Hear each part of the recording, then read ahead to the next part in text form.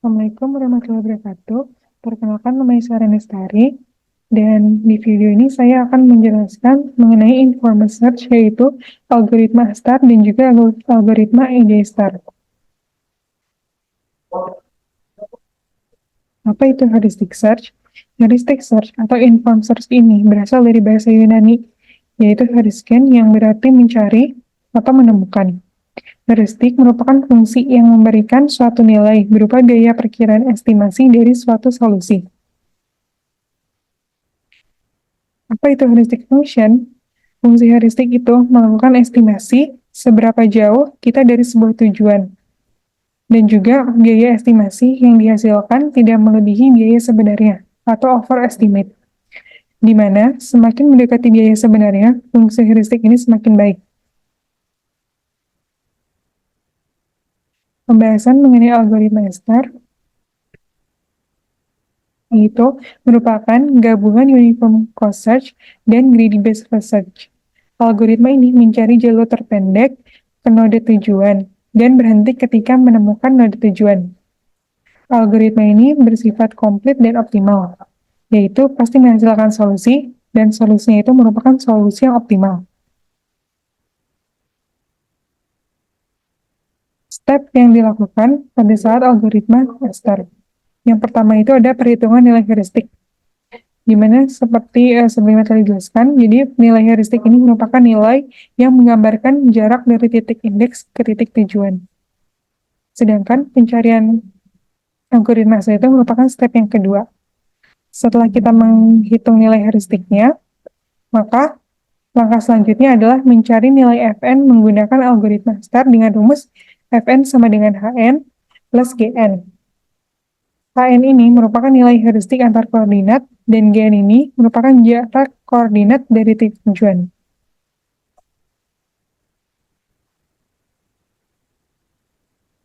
Nah, sekarang kita akan melihat dalam kasus Arad Bukares. Jadi dalam kasus ini, kita akan menentukan jalur terpendek dari Arad menuju ke Bukares. Nah, sebelumnya kita akan membahas terlebih dahulu state dan operator. Nah, state ini merupakan kondisi atau lokasi saat ini, dan himpunan operator itu sebagai langkah-langkah yang dapat diambil. Pada kasus ini, maka yang akan menjadi state itu adalah kota pada peta, seperti A, B, C, D, E, F, dan G. Lalu yang menjadi operatornya itu adalah perpindahan antar kotanya. Aktual dan estimate cost. Aktual cost ini biaya sejauh ini dari simpul awal ke simpul saat ini. Nah, sedangkan estimate cost-nya itu perkiraan biaya dari simpul saat ini ke tujuan, di mana total biaya itu merupakan actual cost ditambah dengan estimate cost. Nah, untuk mencari nilai heuristik pada kasus Arad Bukares, di sini saya menggunakan rumus Jefferson, di mana itu untuk mencari jarak antar titik koordinat. Pada peta, kita bisa mengetahui letak latitude dan longitude-nya. Selanjutnya, kita akan menghitung jarak dari titik indeks ke titik tujuan menggunakan rumus Jefferson ini. Dan dihasilkan perhitungan seperti berikut. Seperti kita dapat mengetahui jarak A ke B. Di sini saya menggunakan inisial nama kotanya ya. Jadi kalau misalkan titik ini A, itu menunjukkan lokasi Arad. Jadi dari titik A menuju B, saya inisialisasikan menjadi AB, yaitu sebesar 420 km, dan selanjutnya dari Drobeta ke Bukares itu 272 km. Dari mana hasil ini? Hasil itu didapat dari rumus Jefferson ini. Nah, untuk langkah-langkah algoritmanya, jadi kita memiliki open list dan closed list, di mana open list ini merupakan untuk menampung node yang dihitung cost-nya, dan closed list ini menampung cost terendah yang dipilih. Oke, untuk langkah pertama, kita akan mencari tahu cost dari setiap jarak titik indeks A.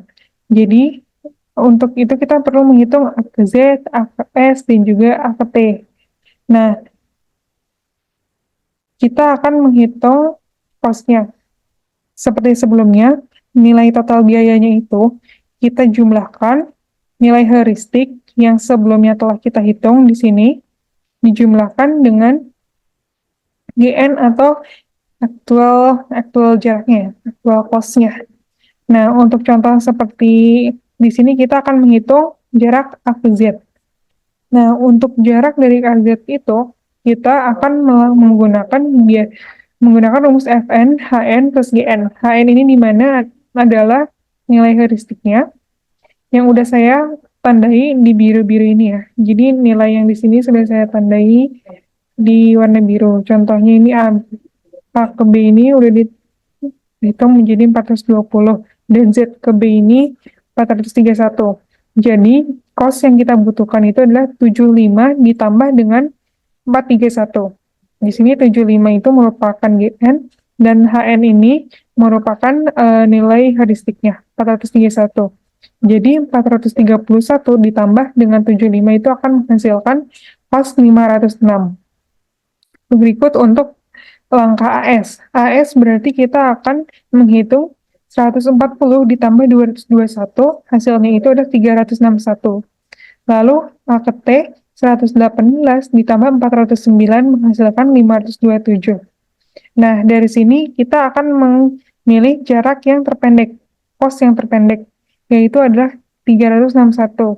Sehingga kita simpan di cost list A menuju S 361. Dan di sini kita tandai dengan panah A ke S. Lalu untuk step berikutnya adalah kita akan mencari jarak dari S ke R atau S ke F. Dan juga ada juga S ke O. Seperti sebelumnya, kita akan menjumlahkan nilai heuristik dan aktual cost-nya. Jadi untuk kasus S ke R ini, kita akan menghitung 140 ditambah 80 ditambah 155. Ini akan menghasilkan 375. Lalu jarak dari S ke F itu 140 ditambah 99 ditambah 179 menghasilkan 418. Dan juga jarak dari S ke O itu dari perhitungan 140 ditambah 151 ditambah 434 akan menghasilkan nilai 725. Dari hasil ini kita akan memilih jalur pos yang yang sedikit, yaitu adalah S ke R. Jadi di close listnya kita sudah memiliki jalur A ke S dan juga S ke R. A ke S dan juga S ke R.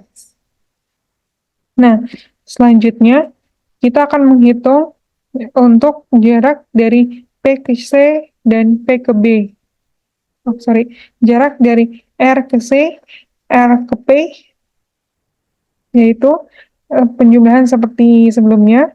Untuk RKP itu berasal dari 140 ditambah 80 ditambah 97 ditambah 107 akan menghasilkan 424. Lalu untuk RKC kita akan menghitung 140 ditambah 80 ditambah 146 dan ditambah dengan nilai heuristiknya 183 dihasilkan 549. Kita simpan cost yang paling sedikit ke cost list, yaitu R ke P. Di sini kita tandakan jarak menuju R ke P.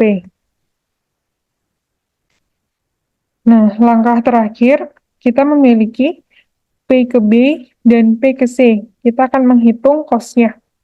Seperti cara sebelumnya, kita mendapatkan P ke B itu 418 dan P ke C 638.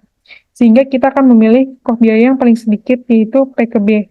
Dari hasil tersebut, kita dapatkan jarak terdekat atau jalur terpendek, yaitu A ke S, S ke R ke P, dan P ke B.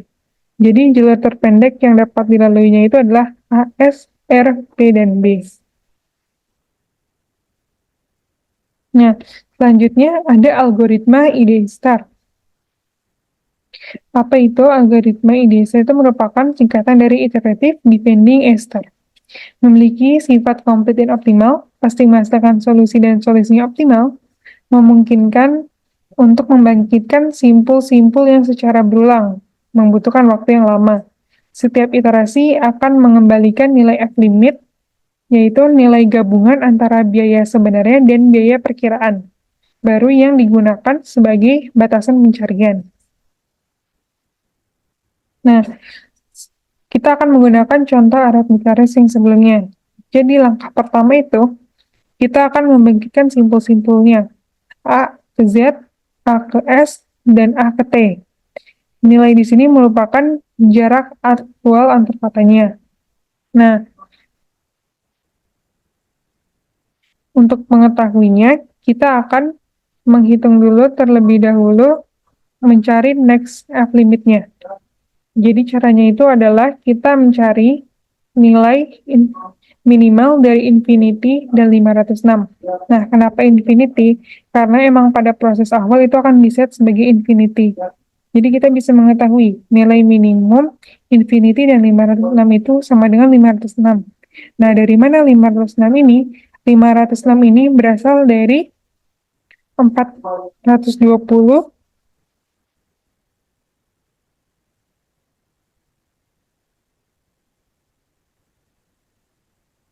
di mana?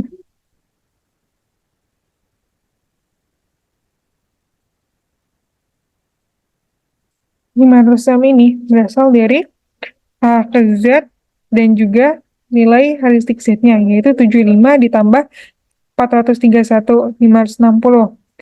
Lalu pada proses berikutnya, kita akan mengecek nilai minimum, di mana nilai minimumnya itu kita menggunakan nilai minimum yang sebelumnya, yaitu 506 dan 361 ini. 361 ini berasal dari mana? Berasal dari 140 ditambah 221. Nah, kita cari yang paling kecil nilai minimumnya itu adalah 361, sehingga kita set 361 sebagai nilai minimum untuk indeks selanjutnya.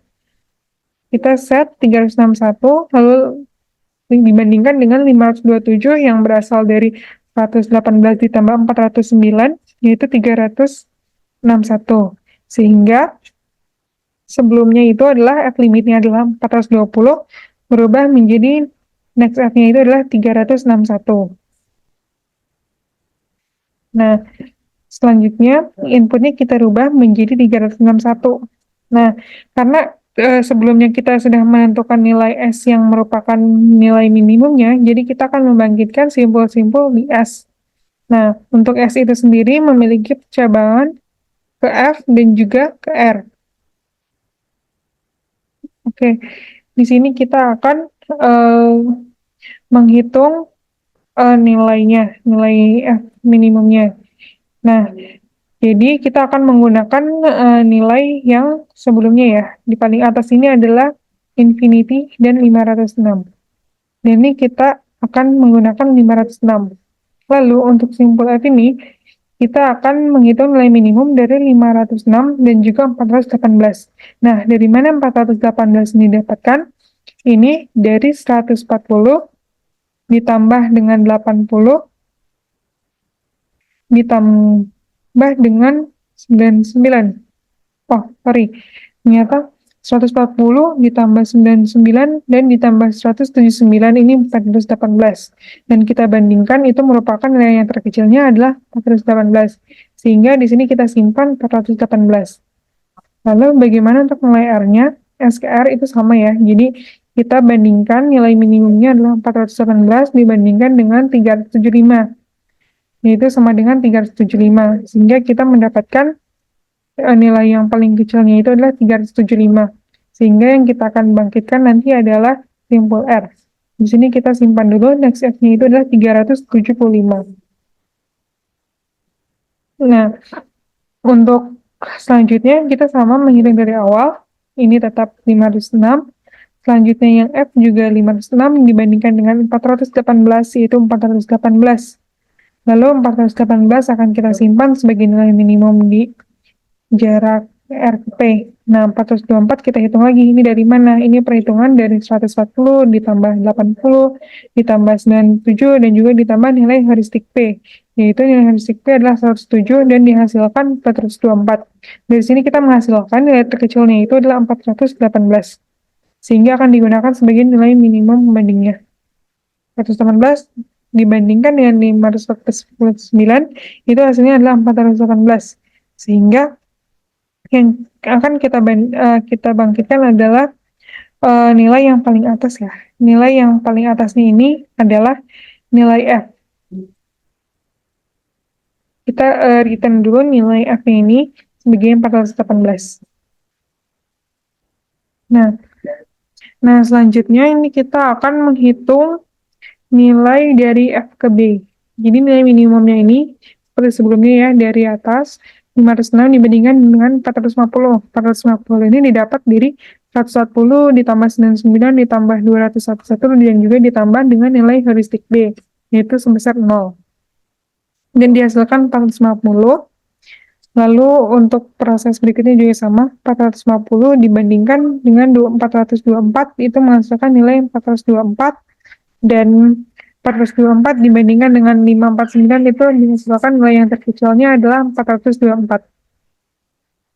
Dan ini juga masih sama, belum ada perubahan, 424 dibandingkan dengan 597, 424. Jadi kita akan mengambil nilai yang terkecil, di baris yang paling atas itu adalah P. Sehingga untuk proses selanjutnya, kita akan membangkitkan simpul di P, yaitu ada P ke B dan juga ada P ke C. Nah, dari hasil ini kita bisa menghitung ya, kayak sebelumnya. Jadi ini 560 dibandingkan dengan 450, 450, lalu 450 dibandingkan dengan 418 yang berasal dari 140 ditambah 80 ditambah 97 dan juga ditambah 101, yaitu 418. Selanjutnya 418 dibandingkan dengan 140 ditambah 80 ditambah 97 ditambah 146 dan ditambah nilai heuristik C-nya, yaitu adalah 183 menghasilkan 646. Nilai minimumnya adalah tetap 418. Selanjutnya 418 ini dibandingkan dengan 549 didapat 418, didapat 418. Nah, di sini kita sudah mengetahui nilai yang paling atasnya itu adalah, dan yang paling kecil adalah simpul B. Dan ini memang merupakan simpul tujuan. Jadi bisa kita simpulkan, kita mendapatkan jalur rute pendek yaitu A, S, R, P, dan juga B. Dengan total biayanya itu adalah 418.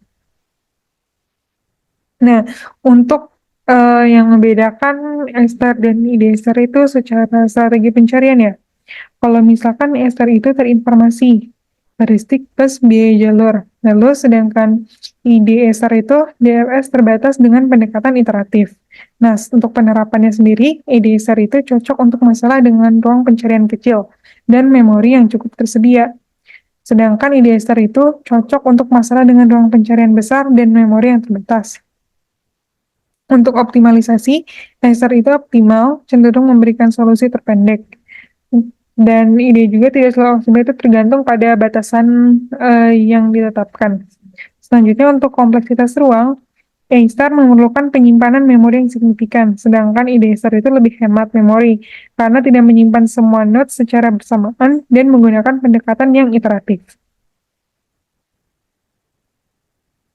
Selanjutnya, A-star itu waktu eksekusinya bergantung pada kecepatan evaluasi fungsi heuristik, dan ide-star bergantung pada batasan biaya dan evaluasi iteratif. Jadi, kalau di ide-star itu mungkin kalau misalkan dari batasan limit yang terkecil udah ada, itu akan tidak perlu mencari estimasi cost dari indeks-indeks yang lainnya. Lalu untuk penyimpanan memori ini memerlukan penyimpanan memori yang signifikan untuk menyimpan node yang telah dieksplorasi, dan untuk indeks itu lebih efisien dalam penggunaan memori. Mungkin sekian pembahasan mengenai informasi search, algoritma A-star dan ide A-star yang bisa saya sampaikan. Terima kasih.